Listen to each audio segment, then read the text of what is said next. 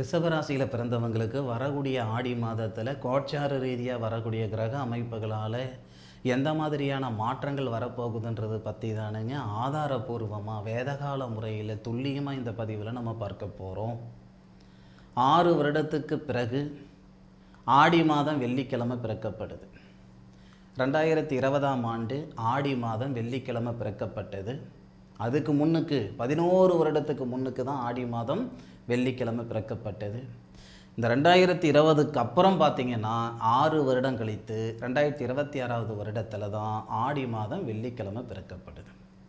அப்படி பிறக்கப்படக்கூடிய ஆடி மாதமானது ரிஷபராசியில் பிறந்தவங்களுடைய வாழ்க்கையிலையும் வாழ்வாதாரத்திலையும் மிகப்பெரிய மாற்றங்களை ஏற்படுத்த போகுதுங்க. அதில் மாற்று கருத்து இல்லை.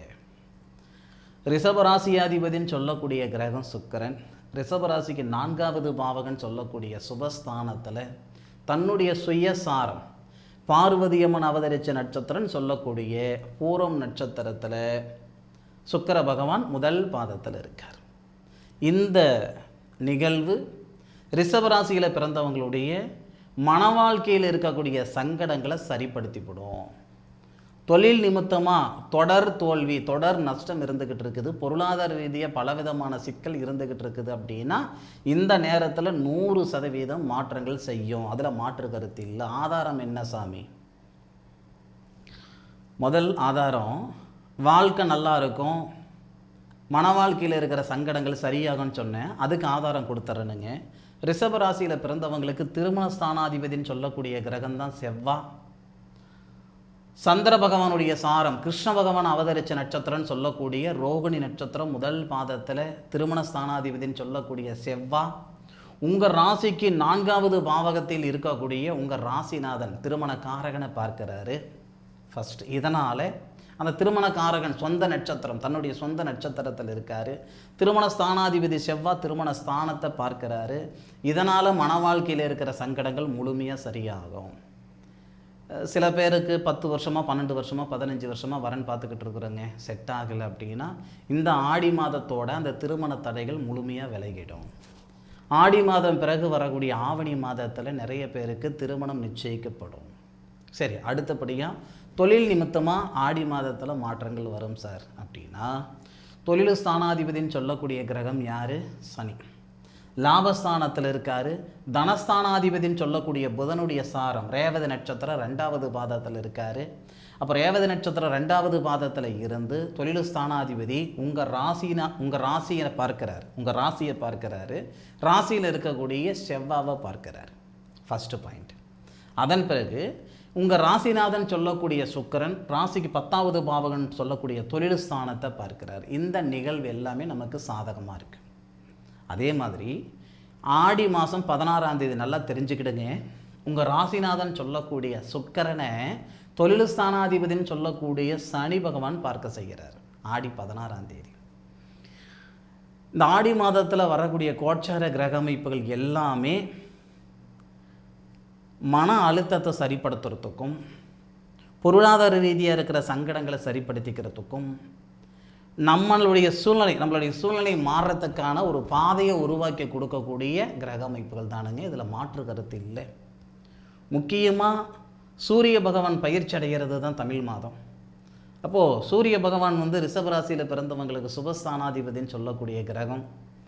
தைரியஸ்தானத்தில் குரு பகவானுடைய சாரத்தில் 4 நாளும் சனி பகவானுடைய சாரத்தில் 14 நாளும் அதே மாதிரி புதனுடைய சாரத்தில் நமக்கு 14 நாளும் வரக்கூடிய அற்புதமான மாதம் தானுங்க இந்த ஆடி மாதம். ஃபஸ்ட்டு 4 நாள் சுபஸ்தானாதிபதினு சொல்லக்கூடிய சூரியன் ஃபஸ்ட்டு 4 நாள் தனகாரகனுடைய சாரத்தில் இருக்கார். ஃபஸ்ட்டு 4 நாள் 1ஆம் தேதியிலிருந்து 4ஆம் தேதி வரை. தனஸ்தானாதிபதினு சொல்லக்கூடிய கிரகம் தனஸ்தானத்தில் ஆட்சி பெற்றிருக்க தனகாரகன் சொல்லக்கூடிய குரு சூரிய பகவான் சுபஸ்தானாதிபதியோடு சேர்ந்திருக்கார். இந்த 4 நாளும் நமக்கு சாதகமாக தான் இருக்கும். தொலைஞ்சு போன பொருள் வந்து சேரும். பறி கொடுத்த காசு பணத்துக்கு ஒரு போகும் வழி வரும். ஆன்லைனில் காசு பணம் ஏமாந்துட்டேன், கூட இருந்தவங்க குழி பறிச்சு விட்டாங்க, நெஞ்சில் குத்தாமல் முதுகில் குத்தி விட்டாங்க, பணப்பிரச்சனையில் சிக்கிக்கிட்டு இருக்கிறேனுங்கன்னா ஆடி மாதம் 1ஆம் தேதியிலிருந்து 4ஆம் தேதி வரை சுபஸ்தானாதிபதி தனகாரகனுடைய சாரத்தில் தனகாரகனோட சேர்ந்து இருக்கும் பொழுது நம்ம மீண்டும் அந்த பணத்தை உருவாக்கிக்கிறதுக்கான ஒரு வழி வகுக்கும், அல்லது நம்ம தொலைச்சது மீண்டும் வந்து சேர்றதுக்கான பாதை கிடைக்கும். ரெண்டில் ஒன்று. என் பொருளே எனக்கு வேணும் அப்படின்ட்டு படத்தில் ரஜினிகாந்த் சொல்கிற மாதிரி சொல்ல போகிறதில்ல. நீங்கள் என் பொருள் மாதிரி வேறு பொருள் வந்தால் கூட எனக்கு போதும் இல்லையா? அப்போ ரிஷபராசியில் பிறந்தவங்களுக்கு ஆடி மாதத்துடைய முதல் 4 நாட்களே சாதகமாக இருக்கும். பிறகு வரக்கூடிய 14 நாள், ஆடி மாதம் 4ஆம் தேதியிலிருந்து கிட்டத்தட்ட நம்ம 18ஆம் தேதி வரை, அப்போது நமக்கு இந்த பூச நட்சத்திரம்னு சொல்லக்கூடிய தொழில் ஸ்தானாதிபதியுடைய சாரத்தில் சுபஸ்தானாதிபதி வரார். அதுவும் நல்லா இருக்குது. ஏன்னா சுபஸ்தானாதிபதினு சொல்லக்கூடிய கிரகம் சனி பகவானுடைய வீட்டை பார்க்கிறார். சனி பகவானுடைய நட்சத்திரத்திலிருந்து சனி பகவானுடைய வீட்டை பார்க்கிறாரு. சனி பகவான் உங்கள் ராசியை பார்க்கிறார். அப்போ அந்த 4ஆம் தேதியிலிருந்து கரெக்டாக 18ஆம் தேதி வரை உங்களுடைய திறமைக்கு முக்கியத்துவம் கிடைக்கும். இப்போ எத்தனையோ பேர் திறமை இருந்தும் முன்னுக்கு வராமல் நிறைய பேர் இருக்க தான் செய்கிறாங்க. 10 காசுக்கு பிரயோஜனம் இல்லை சார், இவங்கெல்லாம் எங்கெங்கேயோ இருக்காங்க, எல்லா திறமையும் எல்லா தகுதியும் எனக்கு இருக்குது, ஆனால் இருக்கிற இடத்துலையே நான் இருக்கிறேனுங்க அப்படின்ற வேதனை ரிஷபராசியில் பிறந்தவங்களுக்கு ஒவ்வொருத்தருக்கும் இருக்க தான் செய்யுது. இந்த 4ஆம் தேதியிலிருந்து 18ஆம் தேதி வரை பூசம் நட்சத்திரம்னு சொல்லக்கூடிய சனி பகவானுடைய சாரத்தில், தொழில் ஸ்தானாதிபதி தொழில்காரகனுடைய சாரத்தில் சூரிய பகவான் சுபஸ்தானாதிபதி வரக்கூடிய சூழலால் இந்த ரிஷபராசியில் பிறந்தவங்களுக்கு நல்ல எண்ணம் சிந்தனைகள் உருவாக்கி உங்களுடைய உழைப்புக்கு தகுந்த உயர்வு, படித்த படிப்புக்கு உண்டான உத்தியோகமாக இருக்கட்டும், உங்களுக்கு முக்கியத்துவங்கள் அதிகமாக கிடைக்கும். உங்களுடைய திறமையை வெளிப்படுத்துறதுக்கான வாய்ப்பு ஏற்படும்.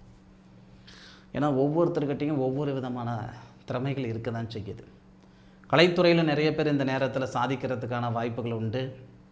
காவல்துறையில் நிறைய பேர் இதில் சாதிக்கிறதுக்கான வாய்ப்புகள் உண்டு. அதே மாதிரி போக்குவரத்து துறையில் நிறைய பேருக்கு இந்த நேரத்தில் வந்து பர்மனெண்ட் ஜாப் உருவாகிறதுக்கு வாய்ப்புகள் உண்டு. இப்போ வரைக்கும் நான் டெம்பரவரியாக இருந்துக்கிட்டு இருக்கிறேனுங்க, 10 வருஷமாக போக்குவரத்தில் நான் இருந்துக்கிட்டு இருக்கிறேனுங்க, ஆனால் டெம்பரவரியாக இருக்கிறேனுங்க அப்படின்னா ஆடி மாதம் 4ஆம் தேதியிலிருந்து ஆடி மாதம் 18 தேதிக்குள்ளார வரக்கூடிய கோட்சார கிரக அமைப்புகள் நிரந்தர உத்தியோகத்தை உருவாக்கி கொடுக்கறதுக்கான சூழல் உண்டு. ஆக ஒரு மகிழ்ச்சியாக இருக்கிறேனுங்க, மன நிறைவாக இருக்கிறேனுங்க அப்படின்னு சொல்லக்கூடிய ஒரு சூழல் ரிஷபராசியில் பிறந்தவங்களுக்கு ஆடி 4ஆம் தேதியிலிருந்து 18 தேதிக்குள்ளார நிச்சயமாக உருவாக்கி கொடுக்கும். அதில் மாற்று கருத்து இல்லை. இந்த 18ஆம் தேதியிலிருந்து 32ஆம் தேதி வரை ஆயிலி நட்சத்திரம்னு சொல்லக்கூடிய தனஸ்தானாதிபதியுடைய சாரத்தில் சுபஸ்தானாதிபதி வரார். இது இன்னும் சிறப்பாக இருக்கும் இந்த நேரம். ஏன்னா சுபஸ்தானாதிபதினு சொல்லக்கூடிய கிரகம் வந்து சூரியன் 3வது பாவகத்தில் தனஸ்தானாதிபதியோடு இணைகிறார்.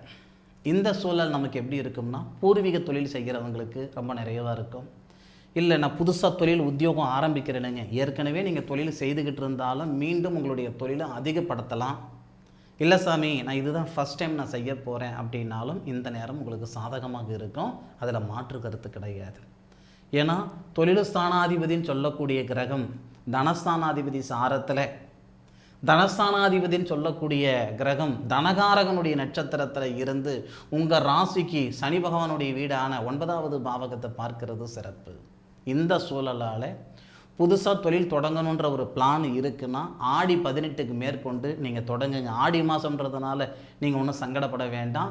ஆடி 18க்கு மேற்கொண்டு போர்க்குளம் முடிந்த பிறகு இந்த ரிஷபராசியில் பிறந்தவங்க தொழில் நிமித்தமாக நீங்கள் ஒரு அடி எடுத்து வைங்க. இந்த ஒரு படி நீங்கள் முன்னுக்கு வச்சிங்கன்னா இந்த பிரபஞ்சம் 10 படி உங்களை முன்னுக்கு தள்ளும். இது வரைக்கும் ஜான் ஏர்னா மூலம் கத்திரிச்சுதுங்க, ரொம்ப சங்கடமான மனநிலையில் நான் இருந்தேனுங்க அப்படின்னா வரக்கூடிய ஆடி மாதம் 18 தேதிக்கு மேற்கொண்டு ரிஷபராசியில் பிறந்தவங்களுடைய மனநிலை நல்ல விதமாக இருக்கும், வாழ்க்கையும் நல்ல விதமாக இருக்கும், வாழ்வாதாரம் நல்ல விதமாக இருக்கிறதுக்கான ஒரு சூழலை இந்த பிரபஞ்சம் உருவாக்கி தருது. ஏன்னா நான் மீண்டும் மீண்டும் சொல்லக்கூடியது என்னன்னா, நான் வந்து 9 கிரகங்களுடைய அமைப்பை நான் பார்த்துட்டேனுங்க. அந்த 9 கிரகங்களும் எந்தெந்த சாரத்தில் இருக்குன்ற விவரமாக நான் பார்த்து, சனி பகவானுடைய சாரத்தில் சூரிய பகவான் எத்தனை நாளில் இருக்கார் அப்படின்ற எல்லா விவரம் பார்த்து தான் இந்த பலன் உங்களுக்கு கொடுத்துருக்கேன். அதாவது ரிஷபராசியில் பிறந்தவங்களுக்கு மிகப்பெரிய யோகக்காரகன் யாருன்னு கேட்டிங்கன்னா சனி பகவான். 16ஆம் தேதியிலிருந்து உங்களுடைய ராசிக்கு 5வது பாவகத்துக்கு வரக்கூடிய சுக்கிரன் உங்கள் ராசிநாதனை 16ஆம் தேதியிலிருந்து நமக்கு சனி பகவான் பார்க்கிறார். உங்கள் ராசியும் பார்க்க செய்கிறாரு, உங்கள் ராசியாதிபதினு சொல்லக்கூடிய சுக்கிரனையும் பார்க்க செய்கிறார். சரியா? இது எல்லாமே நமக்கு சாதகமான ஒரு சூழலை உருவாக்கக்கூடிய ஒரு அமைப்பு தானுங்க. பயன்படுத்தி சொல்லுங்கள். ஆடி மாதம் முழுமையாக நீங்கள் அனுபவித்து சொல்லுங்கள். ஆடி மாதம் உங்களுக்கு எந்த அளவுக்கு ஒரு நட்பலன் கொடுத்தது அப்படின்றது நீங்கள் அனுபவித்து சொல்லுங்கள். அதுபோக மீண்டும் ஒரு அற்புதமான தருணத்தில் ரிஷபராசியில் பிறந்த உறவுகளை சந்திக்கும் வரை உங்களிடமிருந்து விடைபெறுவது உங்கள் வீட்டு ஜோதிட நண்பனான மா காளிதாஸ் மணிகண்டன். திருச்சிற்றம்பலம். வாழ்க வையகம், வாழ்க வளமுடன்.